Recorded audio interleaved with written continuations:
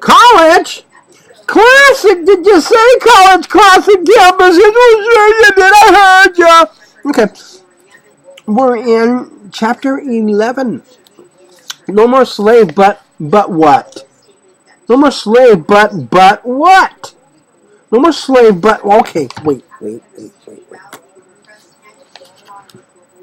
The 13th Amendment to the U.S. Constitution was ratified in December 1865, meaning that slavery was officially abolished in all the United States. Nothing. Nada. What? Nothing. Oh, wait a minute, because I remember in the 1950s, slavery was really bad still. Oh, it wasn't slavery. They were working for... It wasn't really even work. I mean, in the bus in Southgate, yeah, a black person couldn't sit at the front. I remember that was 1946, 1952, 1950. No, wait a minute. Okay, let's read some more. Let's see what's going on here. Aha! Okay. So, neither slavery nor involuntary servitude, except as a punishment for crime whereof the parties shall have been duly convicted, shall exist within the United States or any place subject to their jurisdiction. Did you see?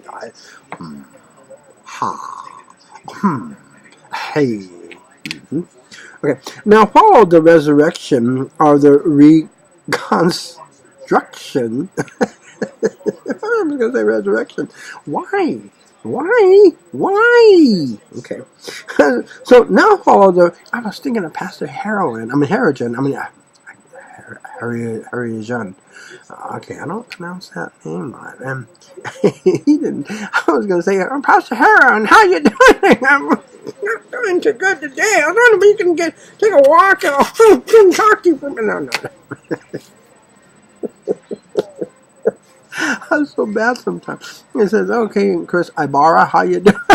It's not Chris Ibarra, buddy. I'm going to get some boxing gloves and take you over to Pastor Soto's church over on Florida. As a golden Moffat. They got a boxing ring in that church. Yeah. Yes, they do. It's in Central Los Angeles. What do you expect?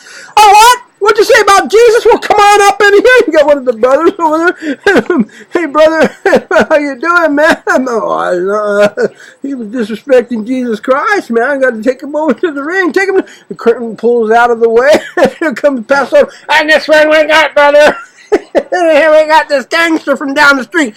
Oh, we're going to see who beats in Jesus Christ's name, gentlemen. No, well, you know.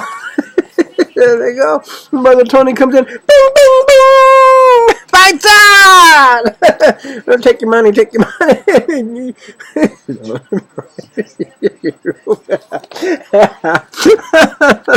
this corner, we got William Crouch. That corner, we got T.C. Bar. Come out fighting, gentlemen. But what we have here is follow the Reconstruction era in the South, during which the 11 Confederate states were slowly incorporated into the Union. So the war had been costly in many ways. You get yourself a boxing ring out in the middle of that battlefield instead. Let the two, General Lee and General Grant, go at it. And some cases had nourished rather than counseled the hatred and intolerance. And Fredrick Douglass, about 47 years old and having won the fight to which he had dedicated his life, and he entertained some thoughts about settling down on a farm, leading the quiet life. Do you know that he might have been one of the people who actually God was listening to free the slaves? He might have been the one that God had the apple of his eye upon. You know, because he's the one who became very famous. God was watching him, and God said, I'm going to free them because it's in your heart. This is what you really want, and I really want to do this for you. A lot of people wanted to be free, but they weren't willing to stand up for their rights to be free. They weren't willing to die to be free. And he learned. He worshipped their God. He did everything you're supposed to do, like Ruth. she said, I'm going to worship God. I'm going to stay with you, Naomi. And God watched her and said, I'm going to make you very wealthy. I'm going to make you very happy. Because you're willing to the very end. I'm willing to die here, Lord. I mean, Isis and I, we're going to get along. This is going to happen. Yes, it is. Soon, however, he found out that everything was not coming up roses for those of a less than rosy complexion. White America was still painfully ambivalent. And Douglas was discovering that the freedom was of an abstract variety, often expressed in luminous rhetoric. And although the Union Army remained in the South to offer protection to ex-slaves, they could only do so much. And furthermore, Lincoln's successor, Andrew Johnson from Tennessee, was not overly keen on helping Southern blacks. The whites were in power still, and they could and would keep blacks in abject poverty and in servant positions.